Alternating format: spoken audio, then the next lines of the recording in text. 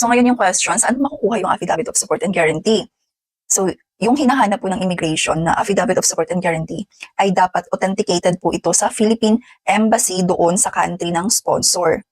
So usually yung mga Philippine Embassy sa ibang bansa, meron po silang sariling form ng affidavit of support and guarantee. So ang mabuti po na gagawin ng sponsor, since ang sponsor naman po ang dapat na magpirma ng document na yan, yung sponsor niyo po dapat mag-contact doon sa Philippine Embassy kung saan po sila nakatira.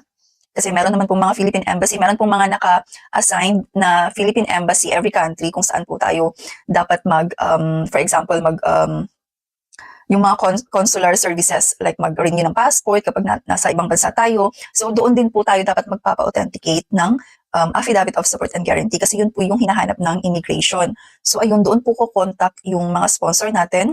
And then sila po yung magbibigay ng requirements, ng list of requirements at saka ng procedure, kung kailangan ba ng appointment or walk-in lang, kung paano ba yung procedure ng pag-authenticate ng affidavit of support and guarantee. So, depende po kasi yan. Hindi lahat ng Philippine Embassy ay the same yung procedure ng process ng pag-authenticate ng affidavit of support and guarantee. So, kaya naman, ang dapat pong gawin talaga ay i-contact first ang Philippine Embassy doon sa country kung nasaan man ang sponsor.